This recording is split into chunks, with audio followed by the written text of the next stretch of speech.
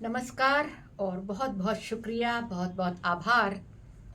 Time bank के जो video मैंने बनाया उसको बहुत ही सराहा गया। एक नई पहल, एक नई सोच लोगों ने कहा।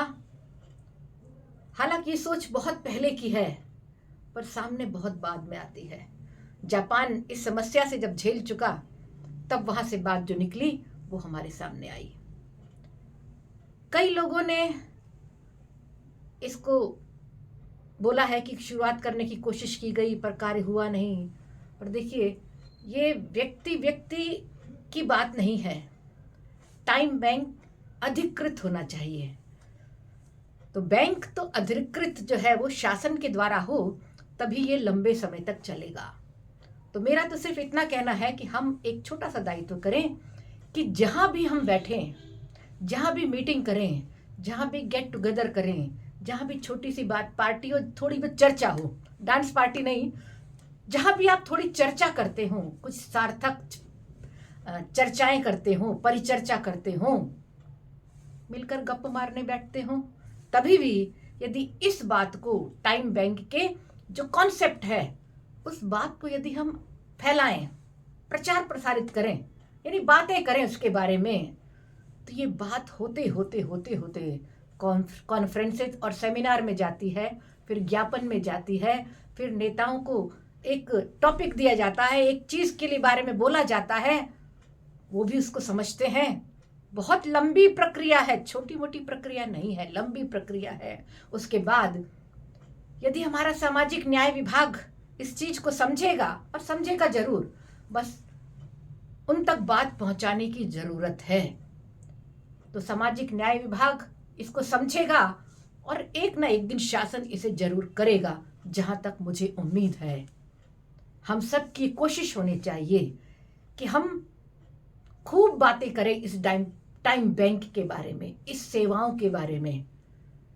हमारा एक छोटा सा प्रयास 2 से 4, 4 से 16 और 16 गुणित 16 होते हुए जरूर ही एक दिन ऐसा आएगा जब टाइम बैंक की स्थापना हमारे ही देश में नहीं, हर देश में स्थापित होगा।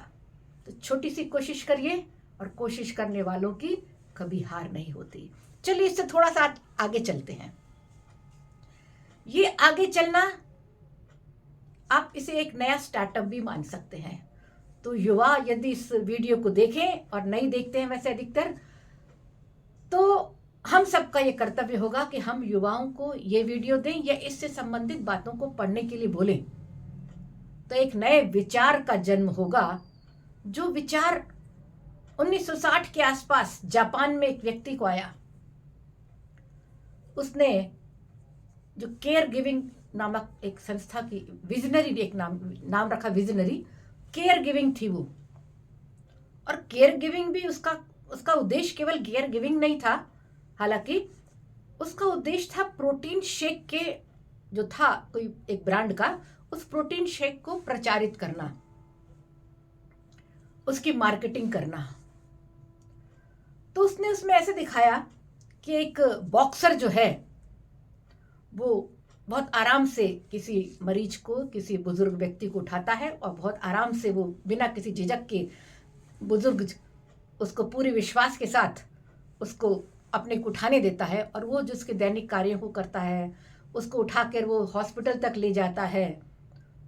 तो बॉक्सर की आवश्यकता, क्योंकि मसल्स पावर चाहिए ना किसी व्यक्ति को उठाने के लिए, तो मसल पावर के लोगों के लिए तो उसने नौकरी दी ही दी, साथ ही प्रोटीन शेक का जो मार्केट था वो भी कई % बढ़ गया। और ये विचार जो मुझे दिया, या मैं आपके सामने रख रही हूं, ये कुछ ही दिन पहले दैनिक भास्कर में जो मैनेजमेंट गुरु हैं मिस्टर रघुरमन, उन्होंने इस बात का जिक्र किया है। वहीं से मैं इस कॉन्सेप्ट को लेकर आई हूं आप सबके समक्ष कि इस बात पर विचार करें। केयर गिविंग नामक संस्थाएं, जैसे विजनरी संस्थाएं थीं, इस प्रकार की वहां पर लोगों ने समझा, और कई सरकार ने इस ओर प्रयत्न करने की कोशिश भी की है। एक और विशेष बात, वहां इतने ज्यादा बुजुर्गों की देखभाल, हॉस्पिटल्स में देखभाल करने की जरूरत है कि जापान की सरकार ने भारत सरकार से 2 लाख इस प्रकार के लोग मांगे थे जो बुजुर्गों की सेवाएं कर सकें और 60 से 70 हजार प्रति माह जो है उनको सैलरी देने का ऑफर भी रखा था। सरकार ने हमारे जो स्किल डेवलपमेंट जो हमारा है सरकार जो देखती है उसको ये कार्य सौंपा। झारखंड के कुछ लोगों को इस ओर भेजा गया या भेजने का प्रयास चल रहा है। तो इतना ज़्यादा ज़रूरत है। क्यों? क्योंकि आईटी सेक्शन में क्या होता है, आईटी के लोग इतने घंटे काम करते हैं कि परिवार को देखने, परिवार के बुजुर्गों को देखने की विशेषकर उनके पास समय नहीं होता। जापान में लोग नौकरियां छोड़ रहे हैं। क्यों? क्योंकि घर में उनको देखभाल करने की जरूरत है। तो वहाँ आईटी सेक्टर में लोगों के स्किल्ड लेबर का अभाव हो गया है। समस्या बुजुर्ग हैं। तो ये बुजुर्गों की जो देखिए आर्थिक रूप से सक्षम है, पति पत्नी है, स्वास्थ्य अच्छा है, तो वो अपना जीवन एंजॉय कर रहे हैं। कई लोगों ने लिखा है कि आज बुजुर्ग जो है वो अपनी लाइफ एंजॉय कर रहे हैं। सही कहा, पर समस्या उन एंजॉय करने वाले लोगों से नहीं है। समस्या तो वो है जो आत्मनिर्भर नहीं है, आर्थिक रूप से कमजोर है, परिवार भी आर्थिक रूप से कमजोर है, माँ बाप की देखभाल करने में वो असमर्थ हैं। बुजुर्ग बीमार हो गए तो उनकी देखभाल करने में असमर्थ हैं। एक अकेला व्यक्ति, एक बुजुर्ग पिता या एक बुजुर्ग माँ रह गई, उसकी सेवा करने वाला कोई नहीं है। और जब वो इस हालत में हो गए कि बिस्तर पर भी पड़ गए, जब उनके दैनिक कार्यों को करने में वो असमर्थ हैं, ऐसे में कौन उनकी सेवा करे? परिवार वालों के पास समय नहीं है, बच्चे अपने पढ़ने में व्यस्त हैं। परिवार का जो मुखिया उस समय है, परिवार में जो काम करता है, जो जॉब करता है, उसके 12-12 घंटे नौकरी आना जाना, नौकरी में चले जाते हैं। हस्बैंड वाइफ दोनों यदि इस प्रकार के काम करते हैं तो बुजुर्ग जो दिन भर अकेला रहता है उसकी सेवा कौन करे? दैनिक कार्यों को कौन करे? वो असहाय हो जाता है। ऐसे असहाय लोगों के लिए, ऐसे दयनीय स्थिति में आए लोगों के लिए जो अपना काम नहीं कर पाते हैं, दैनिक कार्यों को नहीं कर पाते हैं, अपने छोटे मोटे बैंक के काम नहीं कर पाते, पैसे निकालने कहीं जाना वहाँ नहीं जा पाते, बीमार हो गए तो लेकर जाने वाला कोई नहीं है, वहाँ से ठीक होकर आए तो उसको देखने वाला कोई नहीं है, सेवा शुश्रूषा जिसको हम बोलते हैं करने वाला कोई नहीं है। ऐसे में जापान की ओर देखकर हमारे यहाँ बेंगलोर और पूना में भी इस प्रकार की सेवा कार्यों के लिए गिग वर्कर्स कहलाते हैं, जो अस्थाई होते हैं, जो समाज सेवी भाव होता है, जो फ्रीलांसर होते हैं, जो अस्थाई रूप से काम करने वाले लोग होते हैं, उनको गिग वर्कर्स कहते हैं। इस प्रकार के लोगों ने पहल की, उन लोगों ने पहल की जिसमें क्या होता है कि कई बुजुर्ग हैं, अकेले हैं, खाना पीना सब मिल गया है, लेकिन अकेलापन मनोवैज्ञानिक समस्याएं लाता है। उनसे बात करने वाला कोई नहीं है, उनका छोटा सा काम दवाई लेके आने वाला कोई नहीं है, अकेले वो खिड़की से झांकते रहते हैं, कोई बात करने वाला चाहिए। ऐसे में ये गिग वर्कर्स जो है वो 2 से 3 घंटे इस प्रकार के बुजुर्गों को सहायता करते हैं। ये अपने यहाँ के मेट्रो पूना और बेंगलोर सिटी की बात कर रही हूँ। जाते हैं, जिसको कहानी पसंद है उसे कहानी सुनाते हैं, जिसको राजनीतिक चर्चा पसंद है उसकी राजनीतिक चर्चाएं करते हैं, जो बातें वो पसंद करते हैं उनके साथ रहते हैं, उनसे बात करते हैं, उनकी छोटी मोटी ज़रूरतों को पूरा करते हैं। और इसके बदले में वो 500 से 1000 रुपये प्रतिदिन कमाते हैं गिग वर्कर्स। और यदि ऐसे में वो 20 दिन 25 दिन इस प्रकार का नियोजित रहते हैं तो उससे उनको आय प्राप्त होती है और बुजुर्गों को वो सेवाएं मिलती हैं, वो साथ मिलता है जिसकी कमी उनको खलती है।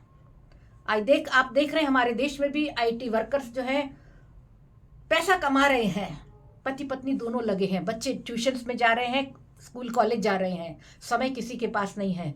एक बार भी माँ से या पिता से जो एक कमरे में है, जिसको खाना पहुंचा दिया है वहाँ की बाई ने, लेकिन उससे बात करने वाला कोई नहीं है, उसको अस्पताल लेकर जाने वाला कोई नहीं क्योंकि छुट्टी नहीं मिली।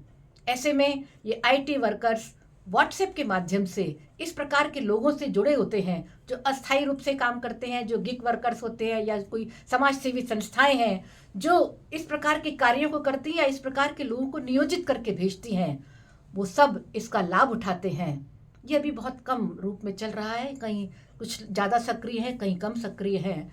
तो इस प्रकार की सेवाएं जिसे केयर गिविंग कहेंगे, यदि हमारे यहाँ भी शुरू हो जाएं और समाज सेवी संस्थाएं तो करें, जाके हर बुजुर्ग से किसी से मिलें। हर रोज रिटायर्ड लोग ये काम कर सकते हैं जो चल फिर रहे हैं। कॉलेज के युवा ये कार्य कर सकते हैं किसी प्रोजेक्ट के रूप में, और एक स्टार्टअप भी शुरुआत हो सकता है। आपको सोचने की देर है। नौजवानों, आगे बढ़ो। इस प्रकार की यदि हम कंपनी खोलें, केयर गिविंग, कोई एक संस्था खोलें, कोई एक एनजीओ खोलें, जिससे न केवल रोजगार मिले, जिससे नया आपका स्टार्टअप चले, इसके जो दूसरी तरफ देखें हम तो बुजुर्गों को सेवाएं देने वाली संस्थाएं बने। वो संस्थाएं जो आर्थिक रूप से मददगार होंगी, वो संस्थाएं जो एम्प्लॉयमेंट देंगी, और जो वहाँ का कर्मचारी है, वहाँ का जो अधिकारी है, उसका कार्य होगा इस प्रकार के बुजुर्गों को जो सहायता की जिनको ज़रूरत है, अकेलेपन में किसी से बात की ज़रूरत है, हाथों में उठा लेने की ज़रूरत है, ऐसे बॉक्सर्स को रखें। ऐसे समाज का भाव होना ज़रूरी है। बिना भाव के ये आर्थिक काम भी नहीं हो सकता। तो न केवल पैसे के लिए बल्कि अच्छे भाव से, सेवा भाव से ऐसे कर्मचारियों को रखें जो इस प्रकार के बुजुर्गों को सेवाएं दें। एक तरफ बुजुर्गों की सेवाएं होंगी, दूसरी तरफ बेरोजगारी में कुछ मदद होगी। तो सोचिए, आगे बढ़िए। नौजवानों को इस प्रकार के केयर गिविंग स्टार्टअप्स की कंपनी की खोलने की ज़रूरत है। एक बार विचार जरूर करें। नमस्कार।